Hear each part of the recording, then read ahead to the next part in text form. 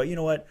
Let's make it official, guys. This is the Fight of Faith. We're going live. We're relaxing, drinking energy drinks and soda right now, but eating some lunch, kicking back, but spending time together. So first and foremost, man, thank you for coming, for real. Thank you for having me. Yeah, it means a lot. And, go ahead and share when you watch these videos. Share it on your Facebook, on your Instagram, whatever you got. This is the Fight of Faith, the only Christian MMA podcast, because I started this whole thing because I wanted a platform where we can actually get together as brothers in Christ and talk about this kind of stuff, but I couldn't find any. I couldn't find any podcasts for Christians to just like come together and talk about UFC or because like I told you on the phone, the last guys that were doing that were Jesus didn't tap, that brand, that culture, and I don't see them around anywhere anymore. Did you follow them much or no? It's all good. Sorry, that's my job, but hey, this is raw, bro. You can take it if you want. Send a text. Man, let's see what he wants real quick. Yeah. Go ahead. We'll stay on the video because with we're here set up at the Encounter Church studio. Not too bad. Got a guitar in the background. Got some lights, and so what we're doing here is we're gonna be doing. Obviously, Dru has named off a lot of cool things that he has as a prize giveaway today, and there's a lot of sponsors that partner with him that will bless you with a lot of stuff. So stay tuned on how you're gonna win some of these things and how you're gonna get some of this cool stuff. And just to make sure that whatever your preference is, just know that whatever platform you watch the Fight of Faith on, make sure to share it, because we're on every podcast app available, all out there: Spotify, iHeart Radio, Stitcher Radio, iTunes, SoundCloud, wherever. If you rather just watch the video instead of just listen, then that's cool too. And that'll be on YouTube, obviously. But that's what it was. And so I work for the Las Vegas Farmers Market, directly for Raw's Produce. They're giving away $50 worth of free produce. What? That's what it was. I knew I was forgetting something. Guys, you guys don't understand how amazing of an opportunity you guys have. This is literally available for you. So what do you think we should do? What do you think for people to get all these giveaways, these prizes?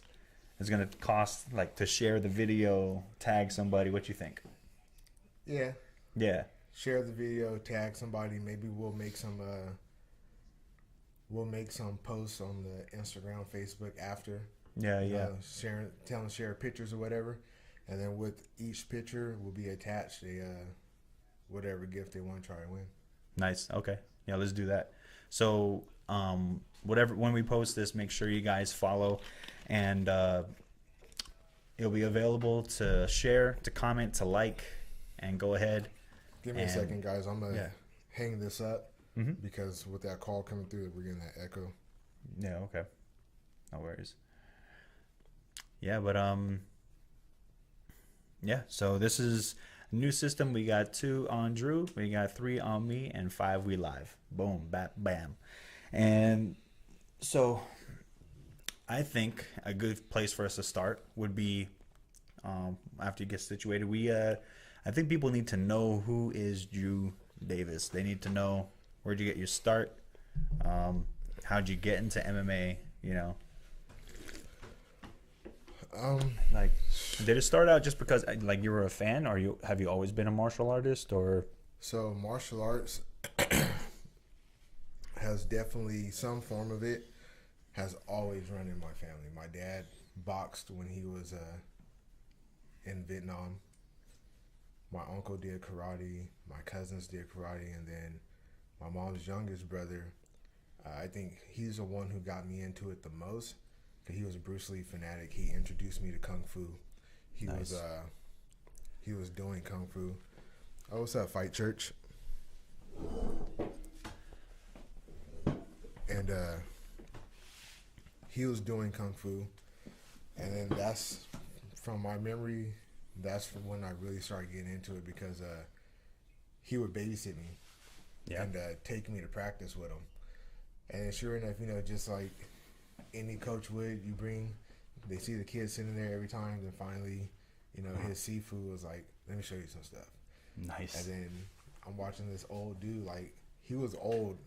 Like, how old are we talking? Like 60? Like, yeah, he was like in his 60s when I was going, and I was like 8. Nice. And I'll never forget, he put his hands behind his back, and he told my brother, he goes, I want you to punch me in the chest as fast as you can, as hard as you can. What? And my brother's like, man, I don't want to hurt you, blah, blah, blah. And sure enough, my brother tried to play him. My brother, like, turns towards my uncle that turns around and swings on him. Oh. And I kid you not, dude, he brings his hands and just hits my brother in the top of his hand so hard, like there's a pressure point there. My brother's hand just cramped up and it was open, and before we knew, the dude's hands was behind his back. And then I think the thing that really did it for me was Bloodsport, bro. Oh, of course, man. Of course. Jean-Claude Van Damme changed my life. He changed the world with that, bro. Like, Bloodsport, like, I knew that's what I wanted to do, but at the time I didn't know it was MMA. You know what I mean? Sure, because, yeah, MMA wasn't there yet, but I was like, bro, I would love to train all day. Bro. So, for sure, that's where the love started. Mm-hmm. But I didn't start fighting until I was, 23? Okay. And, like, if you don't mind me asking, how long ago was that? Like, how long are we looking at as a career of when I started doing it? Yeah. 10 years ago. 10 years. That's, man, it changed. It changed a whole lot for 10 years. It's changed a lot. Yeah. I mean, like, don't get me wrong. This sport has, like, grown so quickly in the amount of time that it's been around, which hasn't been a lot. But, like, to be the fastest growing sport in history and to be worldwide so quick. I mean, what was the first UFC fight you ever watched? The earliest one. The earliest one? I can't remember the first person because he was like the first UFC person. I was like, oh, this was bad. It was Mark Coleman. Oh, yeah. Mm-hmm. So it was one of his fights. Mm-hmm. I think it was against Gary Goodrich. Yeah. Like way back in the day, like when fools were fighting in their gis. Oh, yeah. Like, so as far back as I can remember, that was my first time ever seeing a UFC fight. Yeah, that's that. Mark Coleman was the man. Yeah, Mark Coleman was a savage. Yeah, but isn't it crazy how, like, you would have people that you look up to, like, man, they're not going to lose anytime soon. But then someone comes up out of the woodwork and just puts them away like nothing. Yeah, off top. Like, so was it Randy that put him away? Because Coleman was the champ. But then, to be honest, I really don't know. I forgot. But pretty much it was Randy for a while too. Mm-hmm. And then Brock, a freak of nature, just came and just, like, changed everything. I was there when Cain Velasquez knocked out Brock Lesnar.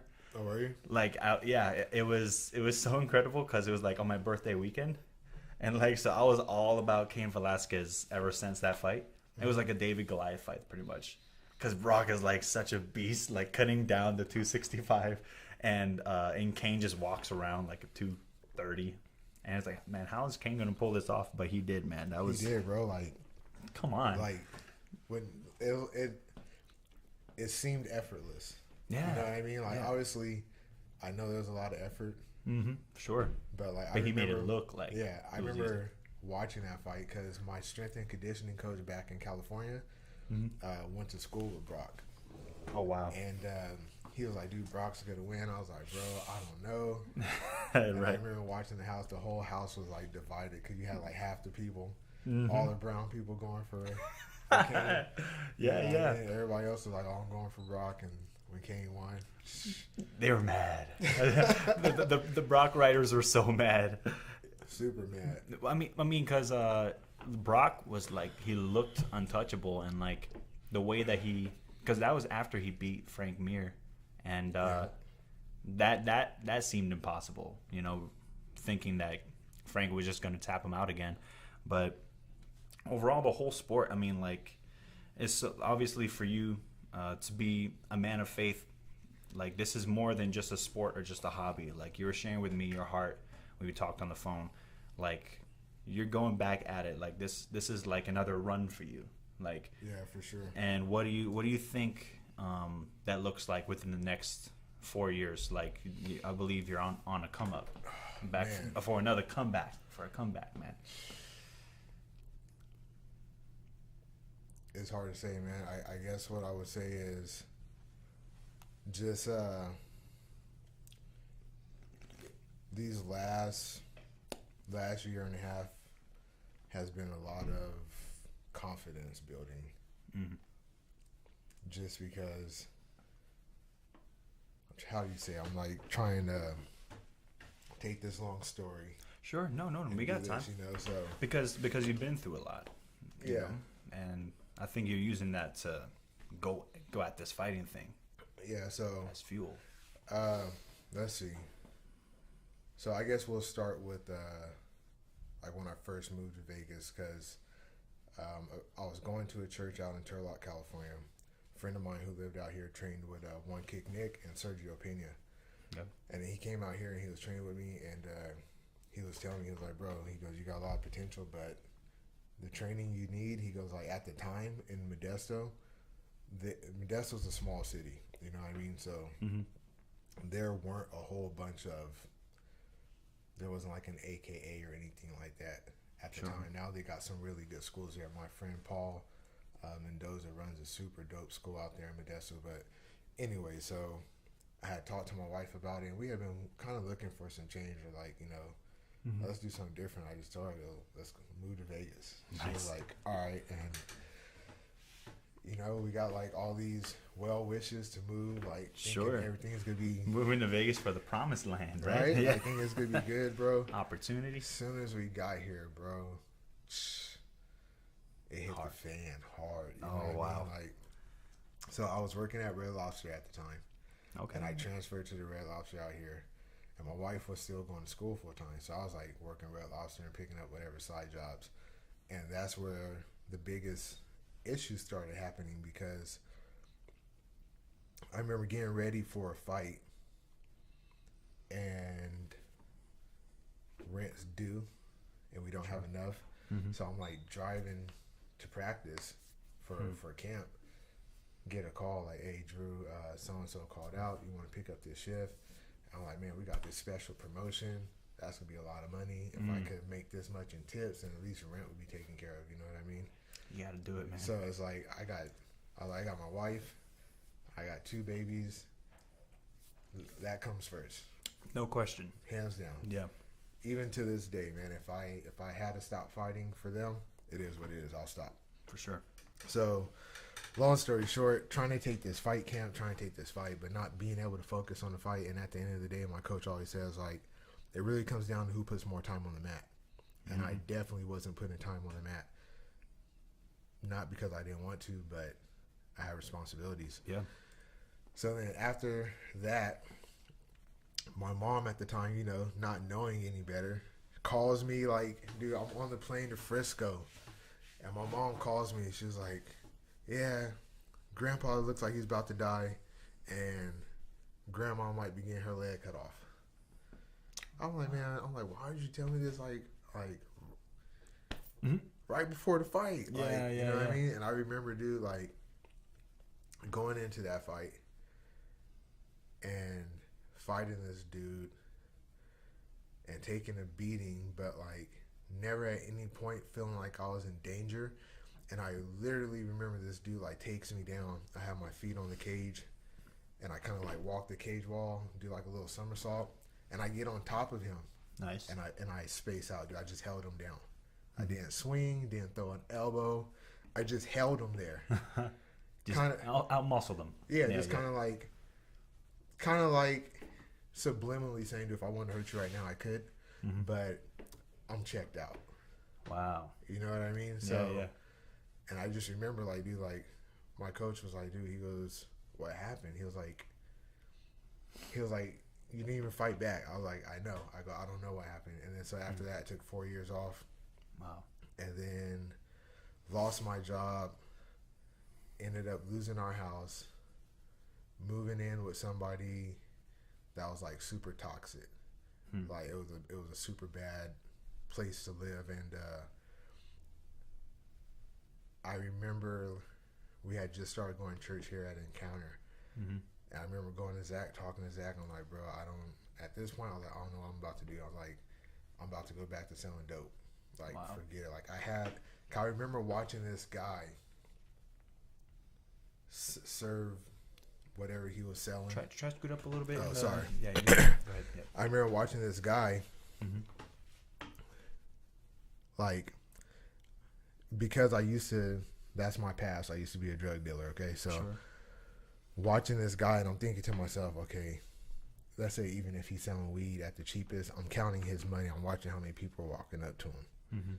And I'm like, dude, this guy, in my head, I'm like, dude, this guy's a sucker. I was like, easy takeover move right here. You know what I mean? I'm like, easy takeover There's move. opportunity. There's an opportunity right here. I'm like, man, my kids won't have to suffer no more. Like, that's the part that's always been hard through the thing, is because, like, me and my wife is one thing, but then, like, watching my kids go through this is, like, those are the times where it ate me up the most. Like, and, like, I'm telling you, dude, like, straight up, nothing but, like, grace of God that I've never went back, but I've always been, like, hairline thin close. And Zach was like, bro, he was like, dude, we gotta get you out of there. So then, kind of fast forwarding the story, we moved in with Glenda and Ed from the church, and then since then, Glenda and Ed have been my brother and sister, hands down. Anything they need, if I got it, they got it. You know, probably the nicest people on the planet. Yeah, probably for sure. Yeah. And I love them. We moved in with them, and then ended up getting blessed by somebody else at the church who used to go here, doesn't go here anymore, Jeff, and he was renting property. He gave us a place. He gave us one of his properties. He let us stay there for a year for no rent. So then, like, okay, cool, we're starting to see the light. Yeah. And then, like, I heck of wanted to get back into training. And, dude, I'll never forget the day. We were, whose fight was it? 10th Planet had just opened up. And it was 2016. And it was their second month open. And I was going to all their free seminars that they were having. And then I was working at the UFC gym at that time. And we had to do the special event at it was Mandalay Bay is where the fight was at. Excuse me. And weirdest thing ever, dude, this lady, older lady, not old, but older, walks by. She looks at me and she was like, you got a praying grandmother, don't you? And it was like weird, dude. Like, that is very weird. This is a story I don't share a lot because it makes me sound crazy, but no, you guys get an exclusive story. You guys are getting the vulnerable side. Right now. Yeah, cool, man. People will be blessed by this for sure. Hear your story. This lady walks up to me, dude. I kid you not. That's what she says. Gives me a hug and walks off. Wow. Walks back by, says, she goes, let me have a picture with you. She goes, you're going to go somewhere far. Oh. And then she, like, reaches into my pocket, and I kind of, like, freak out, right? And I grab her hand. She goes, I'm not doing nothing crazy. She goes, I promise. She goes, but don't look at it until you get into the car. And at first, I'm, like, feeling kind of weird, but then, like, I have some peace. Mm-hmm. So I'm like, all right, you know? And let's see where it goes from here. Yeah. Yeah, just go back to the car. I go back to my car, reach into my pocket. There's this paper folded up, and my car is dark because I had the lights off, whatever. Didn't see what fell out, but she goes, I believe that you're meant to be a fighter. I can't remember exactly what it said, but something along those lines. Wow. And I look in, and then there was a second piece of paper, and she gave me $600 to pay for my first 6 months of 10th Planet so I could sign up. Because, wow. Oh, you know what? I was actually still living with Glenda and them at the time. I hadn't moved out yet. Sorry. Wow. Yeah. It's been a long time ago. So yeah. Wow. So then I was like, dang, dude. Like, I remember in the car, I just, like, broke down and started crying. Like, it was crazy. Wow. And I told my wife, I was like, dude, this is nuts. Mm-hmm. And then fast forwarding, that's when we got the place. And then this lady, like, helped take care of us the whole year, dude. She didn't know me from anywhere. We stayed in contact. She lives in Texas. Still talk to her to this day. Wow. And like that whole first year, dude, she bought both of my girls all their majority of their Christmas presents, majority of their birthday presents. She sent my wife birthday presents. She helped us furnish my house. And you don't even know who this lady is? Like at the time, I had never seen her a day in my life. And now to this day, like, she's like my daughters are like, yeah, Mama Jules. You know what I mean? Wow. That's incredible. Yeah, so then just fast forwarding, I guess, a little bit to where I'm at now. Ended up getting a job as the general manager of the Ross Produce Market, but he's also the owner of the Las Vegas Farmers Market, so I help him with all of that. And then now just to try and make my comeback. Like, the hardest part is being able to train the way I want to train. And you work full time. And I work full time. And I work like 12-hour shifts. And like, you know, sometimes I guess it gets frustrating because like sometimes like, you know, like you just want people just to acknowledge how hard you work. Sure. You know what I'm saying? It's like, give you some props. Right. And people are like, oh, he didn't come to practice today. Or I was like, dude, if you knew if you knew what I was doing, like being a husband and a father first, and then being the GM of a huge business, and then being over employees, and then being here, and my job is a laborer's job. You know what I mean? So it's like there's days, dude, where I'm just like, I don't even know how in the heck like I'm still moving. Come on, guys, give Drew some props. Man. He's training, he's working, he's grinding, man. But and how many kids do you have? You said 2. I have 2. Okay. My oldest is a freshman, and then my youngest is in 3rd grade. And but you said that there's association with youth and the name Mr. Prevail. Yeah, that's a whole nother story. No, okay. I mean, we can go into that later, but I don't mind. It's up to you. Yeah, like it's a cool nickname. I like it. I mean, yeah. So it used to be Mr. Mollywop because that's cool too. I'm originally from the Bay Area. Okay, yeah. And growing up, like, Mollywop was that term. Like, you like, bro, he just, like, it was like when you can't say, like, that dude got beat bad enough, you like, bro, he mollywopped that cat, bro. I love that. And, you know, so then, but the problem was, I didn't realize it until later. I had got so caught up in that name that when I would go to practice, I would not pay attention to anything that would make, unless it made, like, it went with the name. So like, if I'm gonna learn a submission move, I only wanted to learn the submission moves that were just like crazy. Oh, and like, I was young, and you know what I mean. I was like, like the coaches at the time were kind of feeding into that. Like, they used to just teach me stuff, and when I came to Vegas and I started getting beat up by these cats, bro, I'm like, what is going on? Like, I'm getting mollywopped. What's going on? Exactly. That's exactly what happened. I'm like, bro, this isn't what. This isn't how it was happening back in Cali. I was like, bro, I was a factor back home. I was driving everybody. And I come out here, bro, and got a piece of that humble pie real quick. You feel me? And, Nice. We all need a slice every now and then. Oh yeah, bro. Yeah. I mean, I've had my fair share of humble pie. So now it's just like, man, I look at it like this. I've been grinding hard, so ready to take one more stab at it. And congratulations for signing the contract, 4 fights, right? Yeah, but that's another tricky thing right now too. So yeah. So my manager, we were talking a couple days ago. He's like, "Hey man, I think I found you a fight, 185." I'm talking to his promotion, yada yada. I'm hit you back. Nice. And then the very next day, I forgot about that. He died, dude. So last Sunday, my manager died. That's crazy. So we're sitting there like me and my teammate, and then my other teammate who was living here but moved to Montana, but we're still under the same management. We're like, bro, all 3 of us were just about to get booked to fight. Not trying to be insensitive. I'm like, this is crazy, dude. Like, that's crazy. It's like we've all been working so hard to finally get this fight game back going. I'm like, it's moving, and then like, I like homeboy passes away in his sleep, dude. That's heavy. Yeah. Now you know what? Like, rest in peace, man. Yeah, Shout out to us. Rest in peace, Ray Lopez of Renegade Sports Management. Yeah. Prayers and condolences for the family. Off top. That's wow. I mean, I believe you still got a shot, man. I believe that's still gonna happen. You know, God will make a way. Yeah, I appreciate it, man. That's the desire of your heart. You know. Yeah. You ready for it? Yeah, I'm ready for it, man. Yeah. To answer your question about the kids, I started working with this program called Team Focus. Okay. It's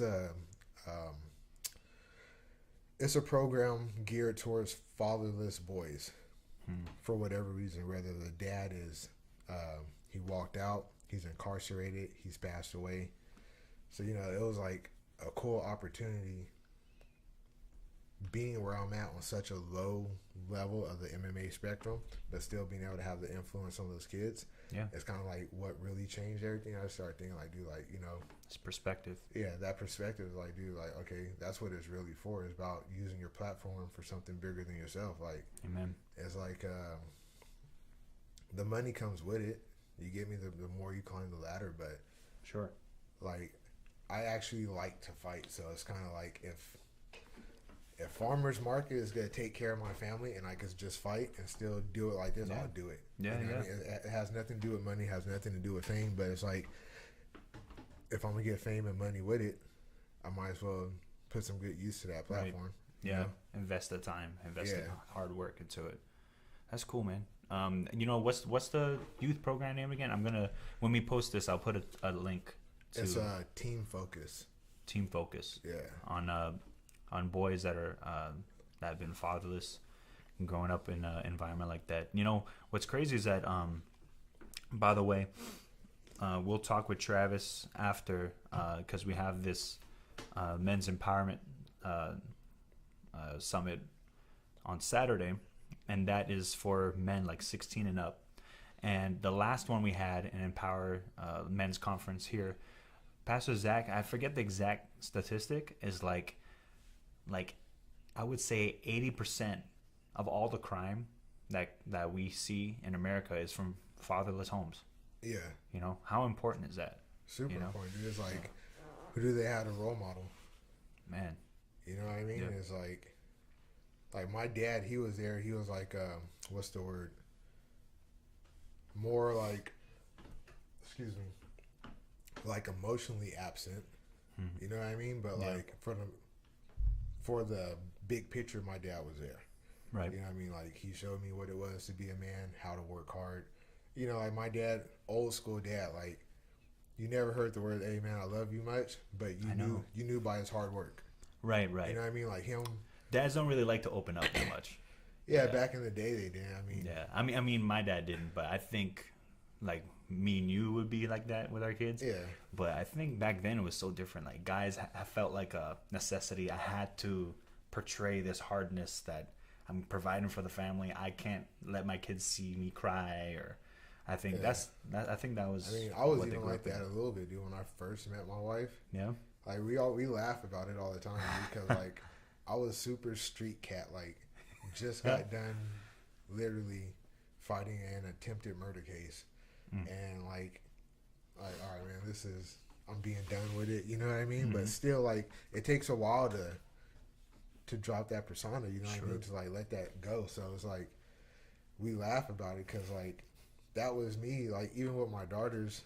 Sure, daughters will do that to you. Yeah, but they'll then, make like, having a girl is like, oh man, it was like different. That's like, I think that's what started like opening me up to being different. Then like I saw the change in my dad.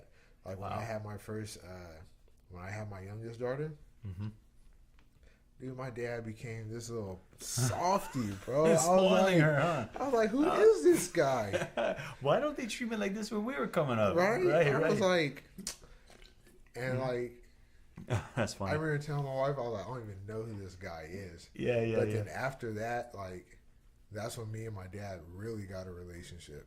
Nice. You know what I mean? So. Yeah, that's good, man. I think that's super important. Like, just being able to open up, like, put emotional walls like down, and like let the kids experience like love and comfort. Like, I think it's the same thing with God. Like, we we have these walls up sometimes, and like we all have like fights that we have in life, like be it like emotionally or like financially, we're like struggling, whatever. But whatever it is, like, when was the first time that you felt like you encountered God in such a way that was like, man, I gotta let these walls down and let God heal some things? That's a hard one, bro. I know it's deep. I feel like in my life, that process has happened over and over and over and over and over. It hasn't just been like one significant time that I can put a stamp on, but it's like happened. Boom, it's happened. And then like, oh man, it's still there. Boom, it's happened again. Like, oh man, it's still there. It's like going deeper and deeper and deeper. Yeah. So like, I mean, unfortunately, I wish I could give you a better answer, but no. That's honest, man. That's real. That's is what it is, you know. Yeah, I think when we I think that's the process that's super important. I mean, like that's really good to acknowledge, because a lot of people that I know that would just walk with like they would walk with God supposedly, but they would but sometimes we get caught up in thinking and doing things for God, like trying to have a good performance, or trying not to say a cuss word, or trying to make it to church on time, all this effort. But instead of just resting in being a child and just doing everything with him, you know? Bro, that has been probably one of my biggest issues as a Christian fighter. Like, I don't even like that. I don't even like saying that. Like, I know. You know just what I that mean? label. Yeah, it's like, that's been like one of my biggest issues, because coming from the churches I've come from,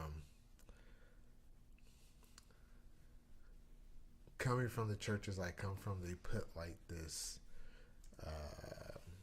this high expectation on how you do present things. yourself. So like, literally, dude, I remember, all right, I gotta walk out to Christian rap songs only. I gotta say thank you Jesus Christ when I win. And, yeah. And I do. It's exhausting. Yeah. You know what I mean? I'm like, bro, like, it doesn't make you any more or less of a Christian because of that. It's like, I literally remember, dude, like, trying to come out of that street life so bad that like you just eat up anything that's gonna like quote unquote help you, but then it comes to a point where you gotta be careful, because what you think is helping you, sometimes it's manipulating you. Sure. Yeah. And even if the person is using God, they're just using God and the Bible to manipulate you. So you got to be careful with that. They want something, right? And I remember I was doing some things for a pastor. I don't want to say too much, you know, I don't want to put anybody out there, but we'll tag him in the video. There you go. Nah. And I remember the pastor being like, I'm supposed to be getting ready for this fight, yada yada. He was like, oh, you know what, man? If you just stay here and serve, you know, God's gonna bless you. And I got my butt handed to me that fight. You know what I mean? And I was like, bro, like, I gotta put the work in, and then like God might bless that. You know what I mean? But he's not gonna like just magically put some pixie dust on me and make me win the fight because I'm doing what the man of God wants me to do. And like, that was a hard thing for me to like shake, because like there was a point in my life where, dude, like, pastors were like my mentors and role models, and that's like all I was around. So then it's like, I guess getting those shells dropped off your eyes, and then just like learning to like truly like be myself, dude. It just, you're gonna get what you get. Like, I'm not gonna lie, bro. This is probably the longest I went in a conversation without cussing. Thanks for that, by the way. Thank you. Yeah. You know, but it's like, I mean, even if one slipped out, it don't matter though. You know what I mean? Because like even just being real with somebody, that I've ministered to people that had nothing to do with church, and in my personal life, I cuss word slips out every now and then, but the person that I'm talking to and being real with, they appreciate my transparency more than me trying to preach the Bible to them, you know? Exactly. It's you like, just be normal. Just share love. Like, you don't have to, you know, invite everybody to every church event, you know? Like, right. That's another thing. Dude, I know, like, I had a teammate, like, me and him, like, we're super boys now. Like, if somebody swings on him, I'm going to swing on them and ask questions later. You know what I mean? But, like, I remember him telling me, like, this dude's got, like, 666 tatted on his fingers. Yeah. You know, like, would come to work with a sweater that said, "Hell Satan and drink black coffee," bro. It's like, damn, this guy's dark. Yeah, you know. And then I remember him coming to me, like, I at this time I had never been like, "Hey, bro, Jesus loves you, man," or like whatever. I just like, whatever, cool bro. I was just cool with him. You know what I mean? I treated him like a person. Yeah. And I remember him telling me, he was like, "Bro, you're not a real Christian." I was like, "Why you say that?" Yeah. It's because, like, we're still friends. Oh, come on. But no, he was being dead serious, bro. Like, his interaction, and I've witnessed it. I remember, like, we had people come to the market, and they'll see the 666 on his finger, and they're like, oh, and they're like, "Oh my God," and they'll start praying, like literally, bro. Like, these are people that I don't know them, but they're just. You know, at the market, every walk of life comes to the market. Yeah. Freaking out, and he's like cracking up, and I started laughing too. I'm like, dude, like, this is why he does this, because he gets a reaction out of you guys. If you guys will stop tripping over the 3 numbers. Yeah. You know what I mean? Wow. And then now he's like a changed dude. Like, really, I don't know where he's at spiritually. You know, he moved, but we talk all the time. But totally different person, bro. Like, hey, man, what's his name? Dejan, man, hit us up. Let me know how you like the podcast.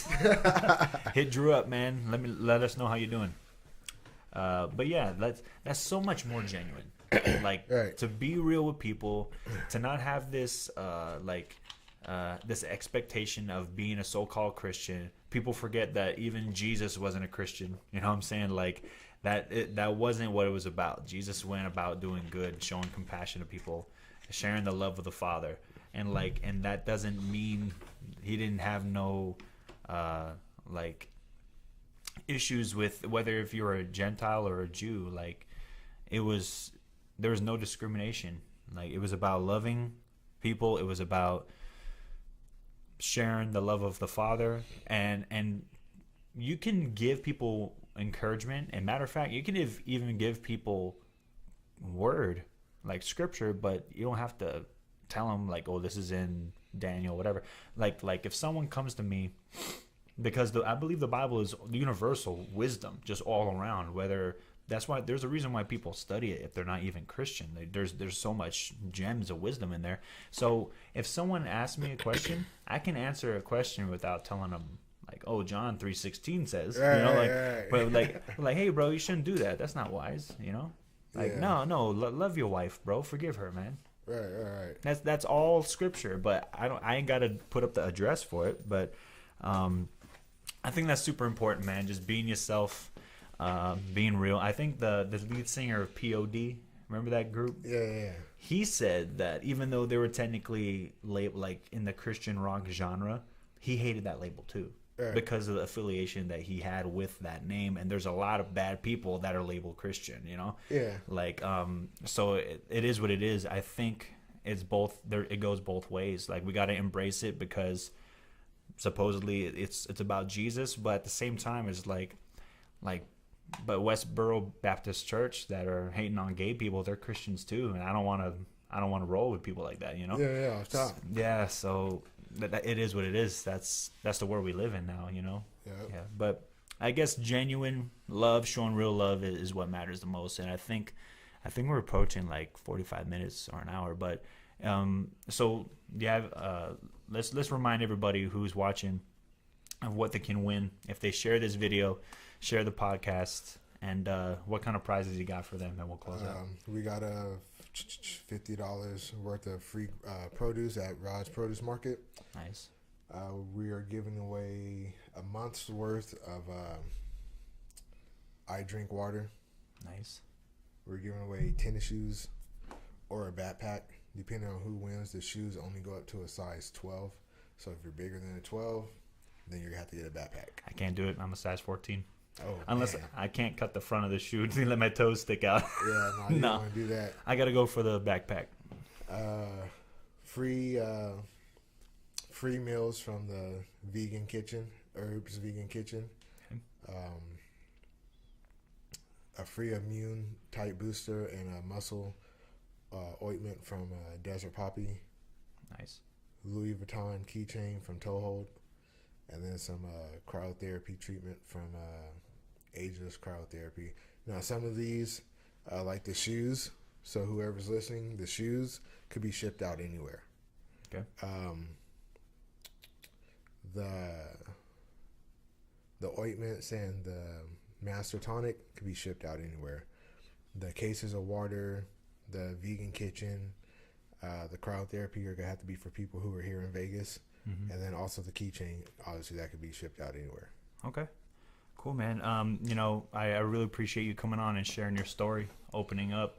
And we wish you best of luck. And I believe still that you're going to get those 4 fights that you signed up for. You're on your come up. You're on your comeback. I'll be rooting for you, man. Thank you, man. Appreciate it. And everyone give Mr. Prevail on Instagram a follow. Dru Davis, MMA fighter. And, so remember to share this video and share. Let's get you guys some prizes. It's on Spotify radio. We're on iHeart, Stitcher, SoundCloud, iTunes, and, of course, YouTube. I really appreciate you guys. Hopefully you guys are encouraged. Follow Dru Davis and follow him. The Fight of Faith. The Fight of Faith. There you go. Thank you everyone for tuning in. God bless y'all. Peace.